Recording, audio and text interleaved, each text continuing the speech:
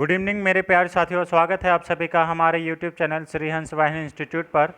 आज हम लोग इस वीडियो में रिटेल सेल्स एसोसिएट का असेसमेंट नंबर 2 देखेंगे, जो आप लोग DDU GKY प्रोजेक्ट के अंडर में रिटेल सेल्स ट्रेड पढ़ते हैं, उसी से रिलेटेड ये क्वेश्चंस है। तो आपका असेसमेंट जहाँ भी आप कोई भी इंस्टीट्यूट में पढ़ रहे हो, किसी भी सेंटर में DDU GKY का, अगर वहाँ पे आपका ट्रेड रिटेल सेल्स एसोसिएट है तो ये क्वेश्चन आपके लिए बेहद महत्वपूर्ण होगा, क्योंकि असेसमेंट में ये सारे क्वेश्चंस पूछे जाते हैं। ठीक है, तो चलिए इस वीडियो में हम लोग 15 क्वेश्चंस को डिस्कस करेंगे, लेकिन उससे पहले आज का मोटिवेशन देख लेते हैं। आज का मोटिवेशन है, the pessimist sees difficulty in every opportunity, the optimist sees opportunity in every difficulty. बिल्कुल सही बात है। ठीक है, जो नहीं करने वाला इंसान है वो हर एक अपॉर्चुनिटी में भी उसको डिफ़िकल्टी लगता है, लेकिन जो करने वाला इंसान है उसको हर अपॉर्चुनिटी को अपना डिफ़िकल्टी, मतलब हर डिफ़िकल्टी को अपना अपॉर्चुनिटी बना के चलता है। और ये कहने वाला कौन है? Wisden Churchill. ठीक है, तो इसे याद कर लीजिएगा, बहुत ज़्यादा अच्छा मोटिवेशन है। ठीक है, आज का पहला क्वेश्चन देख लेते हैं। आज का पहला क्वेश्चन है, Lifestyle, Westside and Shopper Stop have located their departmental shop in the areas frequently visited by upper income people is an example of. देखिए, लाइफस्टाइल जो मॉल है या फिर वेस्ट साइड मॉल है या शॉपर स्टॉप मॉल है, ये अपना जो डिपार्टमेंटल स्टोर है ये ऐसा जगह पे बनाता है जहाँ पे अपर इनकम जो पीपल है वो विजिट करता है। तो ये किसका एग्जाम्पल है? ये है साइकोग्राफिक सेगमेंटेशन का, या फिर ये जियोग्राफिक सेगमेंटेशन का है, डेमोग्राफिक सेगमेंटेशन का है, या फिर जियोग्राफिक सेगमेंटेशन का है।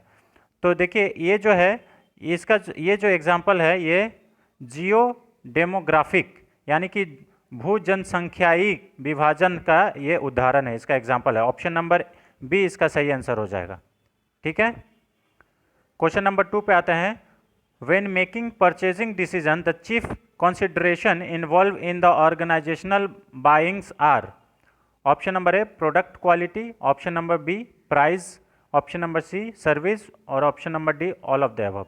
देखिए, बोला जा रहा है कि जब हम लोग किसी भी चीज़ को खरीदते हैं तो हम लोग क्या क्या चीज़ देखते हैं। तो हम लोग क्वालिटी भी देखते हैं, ठीक है, और हम लोग प्राइस भी देखते हैं, सर्विस भी देखते हैं।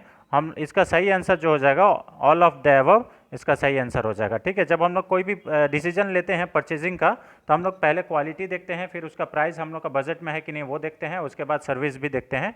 तो इसका आंसर सही जो होगा वो ऑल ऑफ द अबव होगा। ठीक है, क्वेश्चन नंबर 3 पे आते हैं। Hindustan Motor Limited alliance with Mitsubishi to manufacture and market Lancer car in India is an example of. देखिए, हिंदुस्तान जो लिमिटेड है, ये हिंदुस्तान मोटर लिमिटेड अगर ये मित्सुबिशी के साथ अगर मार्केट लैंसर कार बनाने के लिए इंडिया में टाई अप करता है तो ये किस प्रकार का एग्रीमेंट है? Option number A franchise agreement, option number B technological license agreement, option number C vertical relationship, option number D horizontal interactive relationship. तो ये जो है ये आपका बन जाएगा टेक्नोलॉजिकल लाइसेंस एग्रीमेंट। ये सही आंसर है, ऑप्शन नंबर बी इसका सही आंसर है। ठीक है, क्वेश्चन नंबर 4 पे आते हैं। Consumer do their own picking pay in cash and carry the merchandise away. ऐसा कस्टमर जो खुद से सामान उठाते हैं फिर कैश में पेमेंट करते हैं और अपना सामान लेके चले जाते हैं, उसको क्या कहते हैं? तो इसका जो सही आंसर हो जाएगा ये कहते हैं the cash and the carry. Cash से पेमेंट किए और कैरी करके चले गए। ऑप्शन नंबर सी इसका सही आंसर है। ठीक है, क्वेश्चन नंबर 5 पे आते हैं। Which of the following factors influence the organizational buying decision process? Option number A buyers objectives, option number B purchasing policies and resources, option number C size and composition और buyers, option number D all of the above. तो इसका जो सही answer है ये all of the above है। ठीक है, ऑल ऑफ द अबव, इसमें हम लोग देखो लिखा हुआ है which of the following factor influence the organizational buying decision process, all of the above. Buyers objective, purchasing policies and resources, size and compositions और buyers।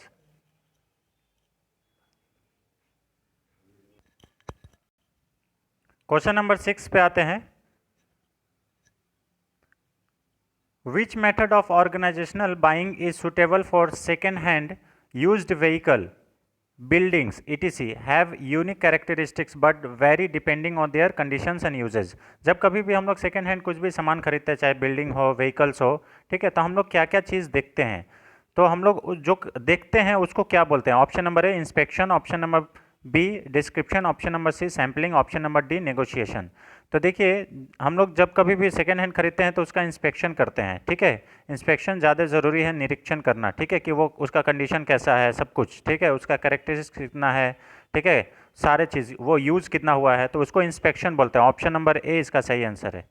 क्वेश्चन नंबर 7 पे आते हैं। Dash advertising is done through media channel such as television, radio, newspaper, magazines and the internet. उसको हम लोग क्या बोलते हैं? जब कभी भी एडवर्टाइजमेंट जो हम लोग मीडिया चैनल, रेडियो, टेलीविजन और न्यूज़पेपर और मैगजीन्स या फिर इंटरनेट के जरिए अगर करते हैं तो उसको क्या करते हैं, क्या बोलते हैं? Option number A media, option number B social, option number C networking, option number D cricket. तो इसको हम लोग मीडिया के थ्रू एडवर्टाइजमेंट बोलते हैं। ऑप्शन नंबर ए इसका सही आंसर है, ठीक है। क्वेश्चन नंबर 8 पे आते हैं। Companies won't generate sales unless it gets dash that customers are willing to pay. Company जो है सेल्स जनरेट तब तक नहीं करता है जब तक उसमें क्या फिक्स नहीं हो जाता है, जब कस्टमर पे करने के लिए राजी हो। Option number A price, option number B product, option number C free sample, option number D POS display. तो देखिए, जब तक मतलब कंपनी जो है वो प्राइस फिक्स नहीं करता है तब तक कंपनी सेल्स जनरेट नहीं कर सकता है, ठीक है, जो कि कस्टमर उसको देने के लिए राजी हो जाए, है ना। तो ऑप्शन नंबर ए इसका सही आंसर है प्राइस। प्राइस फिक्स करने के बाद ही कस्टमर उसको पे करता है, तब जाके कंपनी सेल्स जनरेट कर सकता है।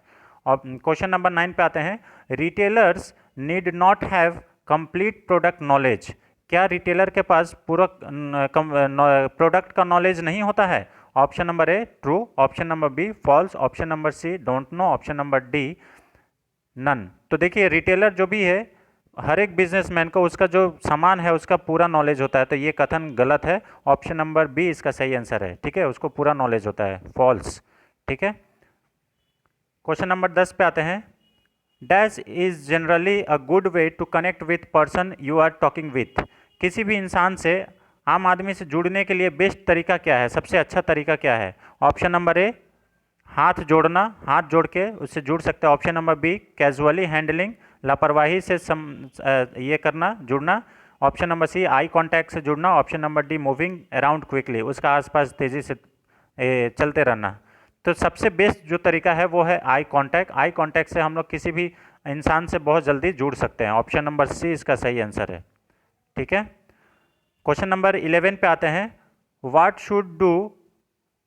Should we do after demonstration. Demonstration, मान लीजिए आप टीवी फ्रिज का दुकान पे गए हैं, वहाँ पे जब आप सेल्स जो परचेज़र है, जो कस्टमर है, उसको अगर आप डेमो दिखा दिए, पूरा दिखाने के बाद आपको क्या करना है?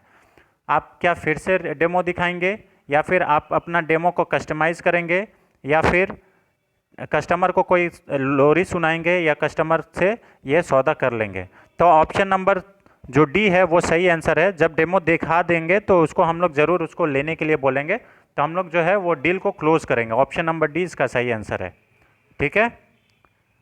क्वेश्चन नंबर 12 पे आते हैं। Dash is assumed value of attractive force that generate sales revenue in a business and adds value to its assets. देखिए, ऐसा कौन सा चीज़ है, ऐसा कौन सा आकर्षण बल है जो कि व्यवसाय में बिक्री राजस्व उत्पन्न करता है और अपनी संपत्ति में मूल्य जोड़ता है? तो इसे हम लोग क्लास में भी डिस्कशन किए थे। Option number A product goodwill, option number B promoting goodwill, option number C goodwill sale, option number D purchase sale. तो देखिए, जो गुडविल है ना, वो सद्भावना, ये जो है प्रोमोट करने से हमारा जो सेल्स है, व्यवसाय में बिक्री है, वो बढ़ता है। तो गुडविल बहुत ज़्यादा एक इम्पॉर्टेंट फैक्टर है किसी भी सेल्स में, इसे याद कर लीजिएगा, किसी भी बिजनेस में। तो प्रोमोटिंग गुडविल इसका सही आंसर हो जाएगा। ऑप्शन नंबर बी इसका सही आंसर है, ठीक है। क्वेश्चन नंबर 13 पे आते हैं। इफ़ ए सेलर प्रोड्यूसेस 2 और more product that have different features. अगर कोई भी सेलर 2 या 2 से अधिक प्रोडक्ट फीचर्स लॉन्च करता है, उसका स्टाइल, उसका क्वालिटी, उसका साइज़ निर्भर करता है, डिफरेंट है, तो उसको क्या बोलेंगे? Option number A mass marketing, option number B target marketing, option number C individual marketing, option number D product variety marketing. तो इसको हम लोग बोलेंगे option number D product variety marketing. मतलब अलग अलग प्रोडक्ट, अलग अलग वेराइटी का हम लोग लॉन्च कर रहे हैं, अलग अलग साइज़ का, अलग अलग क्वांटिटी का। ऑप्शन नंबर डी इसका सही आंसर है, ठीक है। Product variety marketing. ठीक है, मार्केटिंग डिफरेंट टाइप सा हो सकता है। क्वेश्चन नंबर 14 पे आते हैं। If a retailer is offering the same product and quantities to generate customer at different prices, the retailer has what kind of pricing policy. यदि कोई खुदरा विक्रेता अलग अलग ग्राहकों को अलग अलग कीमतों पर समान उत्पाद और मात्रा की पेशकश कर रहा है, मतलब बेचता है, तो खुदरा विक्रेता के पास किस प्रकार की मूल्य निर्धारण नीति है? Option number A two price policy, option number B customary policy, option number C flexible policy, option number D leader policy.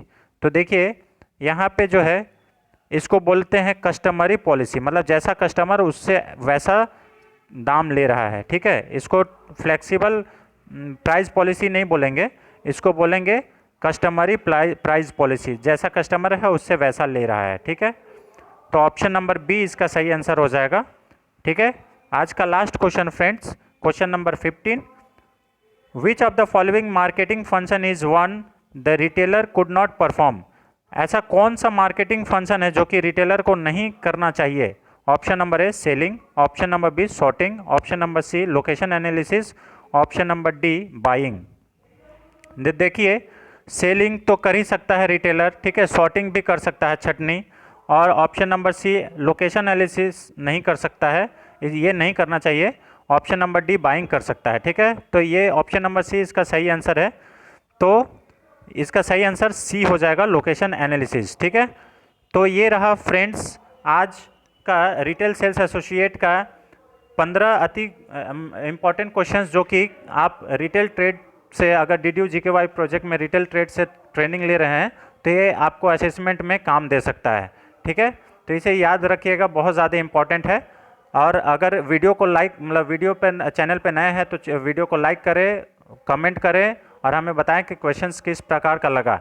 ठीक है, और अगर एग्ज़ाम्स में अगर इस टाइप का क्वेश्चन आपको आता है तो ज़रूर बताइएगा कि हाँ सर ये हेल्पफुल था और एग्ज़ाम में आया है। ठीक है, चैनल को नया है तो चैनल को ज़रूर शेयर करें, अपना जो ये वीडियो का लिंक है उसे अपने सोशल मीडिया प्लेटफॉर्म पर शेयर करें और चैनल को सब्सक्राइब करें। ठीक है, thank you, thanks for watching, thank you so much. मिलते हैं नेक्स्ट वीडियो में। जय हिंद।